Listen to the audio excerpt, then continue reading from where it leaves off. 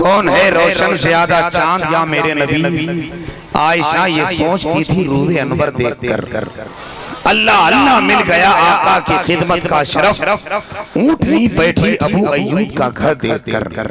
حضرات سرکار اعلیٰ حضرت رسول کے اعلیٰ حضرت کے سکے کو آپ کے شعور کی مملکت میں رائج کیا، خطیب باکمال حضرت علامہ ڈاکٹر ذاکر حسین صاحب قبلہ، مگر وقت میں بڑا افراتفری ہے۔ میں دیکھ رہا ہوں کہ حضور سید شباب حسین صاحب قبلہ کو 1 گھنٹہ پہلے لا کے بٹھا دیا گیا، چونکہ رات کے 11 بجے پروگرام شروع ہوئے، 11:30 بجے آپ آئے۔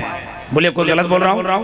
11:30 بجے آپ آئے۔ اکثر جلسے 9:30 بجے شروع ہوتے ہیں، 10 بجے تک مجمع سپر ہیٹ ہو جاتا ہے، سامعین کے سماعتوں کا ایک عظیم قافلہ عمدہ ہوتا ہے، لیکن حالات ایسے تھے جس کی بنیاد پر ہندوستان کا بڑا اچھا لہجہ شاعر اسلام خواجہ غلام سرور صاحب کی شاعری بھی افراتفری ہوئی، اور میں دیکھ رہا ہوں کہ کم سے کم 1 بجے تک حضور سید شباب میاں قبلہ کی بارگاہ میں محبتوں کا خراج مائک تحفہ پیش کر دیا جاتا تاکہ آپ حضرات کی سماعتوں کے زلفیں سنور جاتے، مگر بہت تیزی کے ساتھ آگے بڑھا ہے۔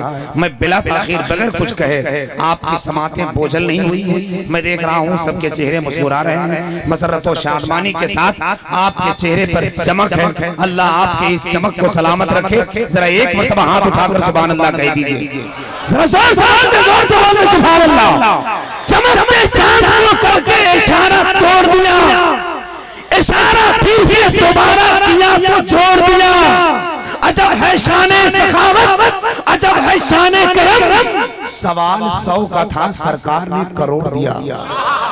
عجب ہے شان سخاوت، عجب ہے شان کرم، سوال 100 کا تھا سرکار نے کروڑ دیا۔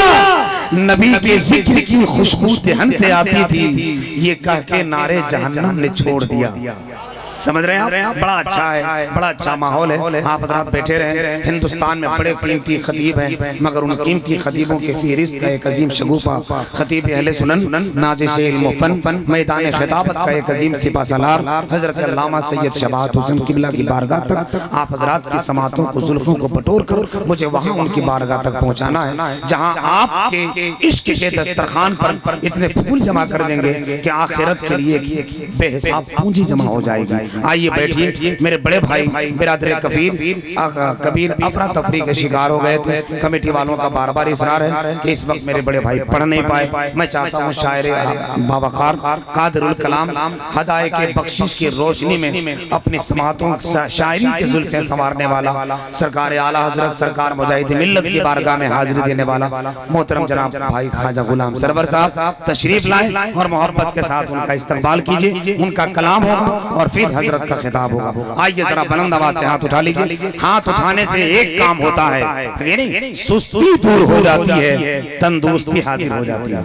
سمجھ رہے ہیں بھائی صاحب؟ پیر سمیٹ لیں آپ، پیر سمیٹ لیں، یہاں پیر نہیں دامن پھیلائیے، ہے کہ نہیں؟ مل جائے گا تو قیامت تک مسکراتے رہیے گا۔ ذرا ہاتھ اٹھا لیجئے، اٹھا لیجئے، پورا مجمع محبت کے ساتھ توجہ کے ساتھ ایک مرتبہ طاقت کے ساتھ نعرے کے جواب دیں۔ نعرہ تکبیر، زور سے بولے نعرہ تکبیر۔ جو ان کے نام کا نعرہ لگا نہیں سکتا، قسم خدا کی وہ نیکی کما نہیں سکتا، بغیر ان کی سفارش کے حشر میں نجدی تمہارا باپ بھی جنت میں جا نہیں سکتا۔ سمجھ رہے ہیں؟ اس لیے زور سے نعرہ لگائے، نعرہ تکبیر، نعرہ رسالت، مسلک اعلیٰ حضرت۔ سب رو رہے تھے مصطفیٰ کے پیٹ پہ پتھر دیکھ کر، پتھر بہت ہی خوش تھا اپنا مقدر دیکھ کر۔